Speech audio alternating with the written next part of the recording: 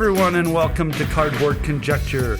We're a podcast about board games where we have opinions and conclusions formed on the basis of incomplete information. This episode of Cardboard Conjecture is proudly brought to you by GameSurplus.com.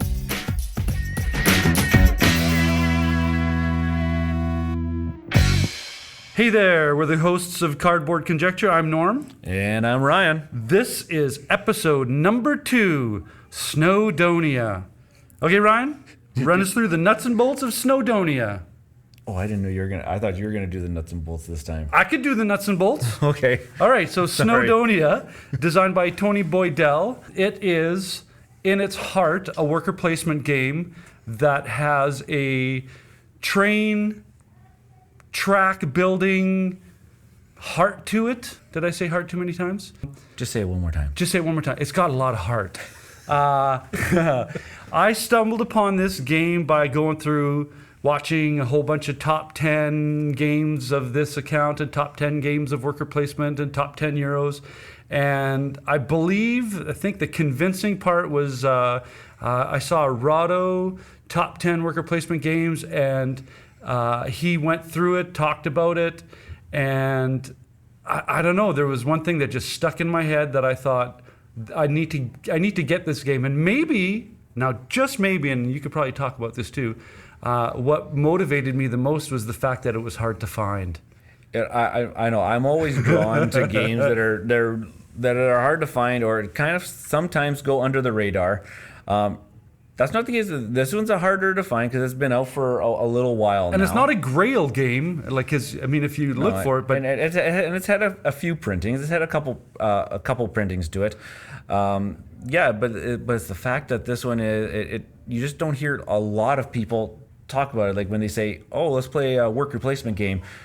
Quite oftentimes in our group, we don't hear somebody say, "Oh, let's play Snowdonia." Yeah. Well, in worker placement game, a lot of people go, "Oh, Stone Age or Viticulture or Lords of Waterdeep." Yeah, or Champions of Midgard. But this one is so far under the radar. I think it's underground. Was that an Underground Railroad show? Yeah. Well, no, little Canadian history. But yeah, the moment that. Someone says, "Oh, but this is a great game, but it's hard to find." You realize you've just challenged me, right? It's time for a unicorn hunt, and you picked this. When you found this one, it actually had like an expansion taped to the box. And I found it in another city that I was there for the weekend, and just happened to check on Google Maps if there's game stores nearby, and there was one 2 blocks from the hotel. So I went there, walked in, and I honestly was reaching for the game to grab it before my eyes actually saw what the title was. That's how instinctual my desire to acquire this game was. But let's not talk about acquisition disorder. That's a whole other episode. Oh, yeah. Okay, so I brought it to the table after we played Guilds of London. Same designer. Same designer. That was... I knew that I wanted to give this game a try, and I knew that because you had Guilds of London that you're familiar with the designer. So we put it on the table, we pushed our way through the first game, and give me some opinions. What do you think? So this was really nifty. Like when you talk about worker placements, usually the mechanism is not quite that difficult. You take a worker, you put it on a spot, you're going to resolve that spot at some point in time. Now, I like this one because the order in which you resolve the actions is always the same. Left to right, yeah. Left to right. So there's the first spot is gathering resources. If you have a guy there, you get to get some resources. If you're the second spot in that line, you get to take the first player marker too. Yeah. Then the next one, I believe, clearing debris, I think was the next one. Yeah, clearing debris, building train tracks, building a building, claiming an end-of-game scoring card. I'm evaluating his memory right now. And or traveling up the mountainside. Oh, with the surveyor. The surveyor action. Surveyor action, yeah. That's what. Which is such a sneaky point getter that, again, I want to play this game so many times just because I keep forgetting about the surveyor, because you move that guy 6 times and that's 21 points. True. But of course, like any good worker placement game, you only begin the game with 2 workers. So you only can take at the very beginning, you're taking 2 actions a turn. And it's the hardest decision to make. You only have 2 worker placement choices, and Until you build a train. So there's later on in the ground that, well, at the end of every round, you have to restock the stockyard with some more resources. But in this bag of resources, there's these event cubes. those things are brutal. So you pull an event cube, and then you start putting them on this track. So in our 2-player experience, the imaginary opponent does something, or it might close down some buildings, or they will go Take and away rubble, take or away the rubble, build and tracks. clean the tracks, but at a certain point, I think it's the second event. Yeah. And now you can buy trains, and if you have a train, then you can spend a coal resource to hire an extra dude. What'd you say? The train travels up the mountainside. Goes down, yeah, goes down the down the mountainside, mountainside. goes to the pub, picks up a worker, and brings him back up. In my head, I kind of referred to that train as Snowdonia Uber.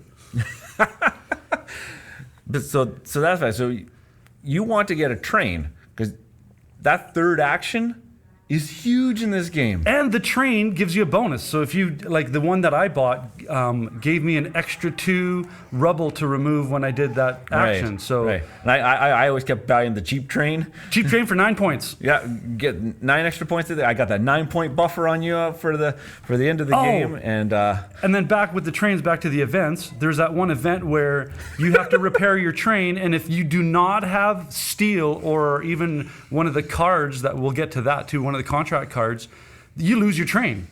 And it happened to me twice. Oh, and I saw games it. in a row. I wasn't going to say anything because, I want to see how this plays out. You kind of... Two games in a row, my train got destroyed, and I couldn't get. Broke down. They broke down. Yeah, your Uber fell off the track.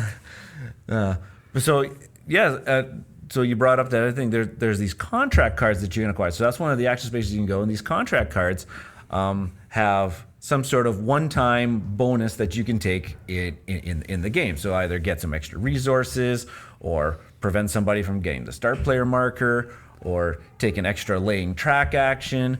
But they also at the top there have some end of game goals to try to meet, and that's what really is really cool. So Now, is this a Tony Boydell thing? Because back to Guilds of London that we had spoken about before, there's those end of game scoring opportunities, yeah. And the same thing occurs in this game with these contracts. So keep going. I cut you off there. So I like these end of games because it says, if you've cleared 10 rubble and have laid 2 tracks, score 20 points. That might not actually be true, but it's something like that. And I really like it. It gives you a goal to work towards. And I really liked if I had 2 cards. Let's say one card says you need to clear 7 rubble, and the next one says you need to clear 8 rubble and build 2 tracks. Well, the 7 rubble on the first card needs to be a different set of rubble than the 8 that I need for this other card. So I need you can't double down. Yeah, I need 15 rubble in order to complete those 2 cards. And then you bring into the scenario that the game event is taking stuff away from you. So there was a certain point where I was working towards getting a whole bunch of rubble, and all of a sudden one event came and took away 4. Yeah, took away 4 tracks that had a lot of rubble. And I was like, well, those opportunities are gone. I may as well focus on these other cards. Look for another contract. What I want to bring attention to is I am really pumped about the weather mechanism in this game. Oh yeah, we haven't touched on the weather mechanism. So at the end of a round, depending on how many cards were selected in the round, the cards are going to move down this little slot, this track. We're going to reveal some new cards for the next round. But then the top face down card of the deck is going to predict what the weather is going to be coming up in the next 2 turns. Yeah. Yeah. So there's sunny weather, rainy weather, foggy weather. I think are the 3. And if it's sunny weather, well, the next round, being able to clear debris and being able to build tracks gets a little bit better. And we should identify that the laying tracks and clearing debris have their own movable scales that are affected by the weather. So you can either go from clearing one rubble to all the way to 4, or to lay down 1 set of tracks or 2 set of tracks. So that's what the weather manipulates, is our ability, how efficient we can be in a day. So I like that. So the sunny weather, obviously, better working conditions. You can clear more rubble, build more tracks. Rainy weather, well then those tracks are going, those scales are going to go downwards. You can't clear as much rubble. You can't build as much track. And then the fog. And the one that kept screwing us up the most, I think there was one time we had 3 fogs in a row. 3 days of fog. And then when it's a foggy day, you can't clear any rubble for the round and you can't build any tracks. You're forced to do other actions on those days. And that might just completely screw up your plan. Oh, it shuts down Or so many it might choices. go in your favor. Yes. By just, okay, well, that's a couple turns in a row. I'm going to gather some resources and build some buildings. And what I noticed too is during that phase of fog, that we got smacked around by the events, because all of a sudden, since we can't build and we can't remove rubble, this independent company that is the events track, they're really good at their job, so they can continue and do this. And they scooped up so much rubble on us and laid so many tracks that back to that whole thing. buildings. Yeah, what we talked about was like basically made a lot of our contracts irrelevant. And another thing that I want... Brutal. Oh, absolutely, absolutely. But I love brutal. it. Absolutely love it, because now you have another variable of challenge that you have to negotiate, predict. Man, I don't like seeing those white cubes come out of the bag. But as players of the game, I like this part of the game too, is that we might have a little bit of control over that, because whenever you spend resources, they go back into Yes. that bag. So You can mitigate. So yeah, we're completely Those white we're cubes. we're always stocking the stockyard, and there's going to be a lot of resources. If there's a lot of resources there, and you've got a lot of resources, that means the chances of drawing an event cube is going to be much greater. So you're constantly wanting to spend your resources, put them back in You the can't bag. hoard. No, you got to put them back in that bag. You got to spend them, Yeah. so that these event cubes don't come up so often. Yeah. That's a mechanism that I really enjoyed about this. Yeah, so I haven't had, I think I've maybe had 2 plays with you and then 3 solo plays, which I absolutely love about this game. Basically now, if a game doesn't have a solo play, as far as I'm concerned, that it doesn't get that first checkbox. But this has a solo, and it's a strong solo play too. I just need to get more games in. I know that for a fact. This is on my shelf, and it's gonna stay on my shelf. That's my conclusion about that. Is I'm gonna be playing a lot more solo on this, so that I can get a very good grounding of how this game plays out. Well, that's fantastic to hear, because my experience with this game is only just what I've read online and our 2 plays of 2-player. And I want to just reiterate that I do want to explore this game some more. There's so many different. I want to try that surveyor strategy. Yeah.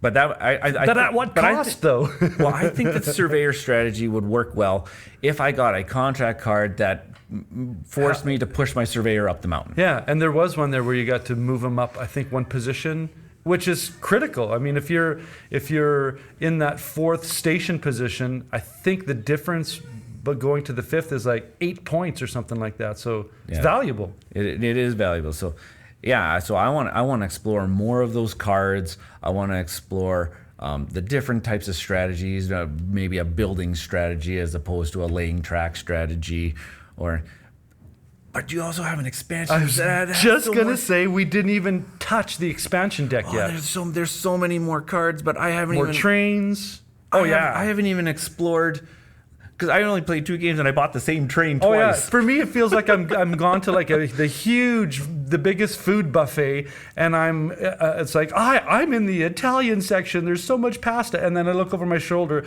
and there's the beef and broccoli, and I'm looking all over the place, and I can't stop at one spot and take time to enjoy. So a conjecture I like to that's make. a weird metaphor. I had no idea where that's why I was just trying to move on. I just kind of stopped in the middle of it and got hungry. Sorry. A conjecture I'd like to make, though, Tony Boydell, you're putting out some good games. Oh, yes. Two games. So this is 2 episodes in a row we've reviewed 2 Tony Boydell games. So that forces me to go to Board Game Geek here, and I want to try to find out more. I heard that he's got a new game coming up here really quickly. I just recently learned that there's a Snowdonia, like a third edition, a quote unquote third edition coming out to Kickstarter. That's going to include some expansions and some of the promo materials and everything. If anybody knows me, I'm a Kickstarter guy. So He's shaking right now. He's just vibrating. I'm vibrating because this is a great game, and it'll. Now, do I need to own it too? If you have it, No. Well, No. maybe. No. I don't know. We'll have to talk about that. well, we'll have to. I have to see what's inside the Kickstarter. You know what? That's another episode discussion is in your game group, if somebody has a game that you like, do you buy it for your own collection or do you just accept the fact that it's in the community?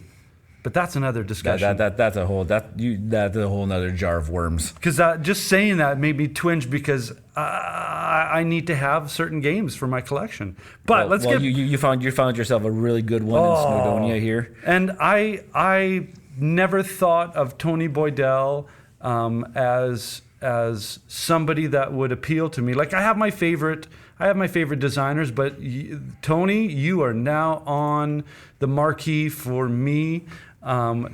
What is the I can't something about tea? What's the new Tony Boydell coming out?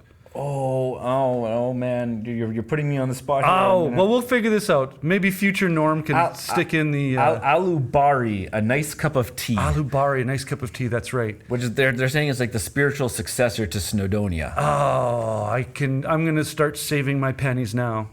So, Tony, I am very pleased with the 2 games that I've played that come from your mind. Keep up the good work. I'll let you give your final conclusion here. So my final conclusion is I want to explore this game some more. I definitely want to try it at a higher player count. I definitely want to see what it plays at 3 and 4 players. I want to explore some new strategies to this game. Solid worker placement, a design with some really cool mechanisms. I want to play this more. It scratches a nice itch. Oh yeah, I agree with everything that you say, and I also want to throw in the idea of what I enjoy a lot about this hobby is the cognitive puzzle, and I love it when a game pushes back, and this game pushes back full force. And it's a great challenge. I love it. Yeah, there's very few games out there that will make me that forces me to think about the game after I've done playing it.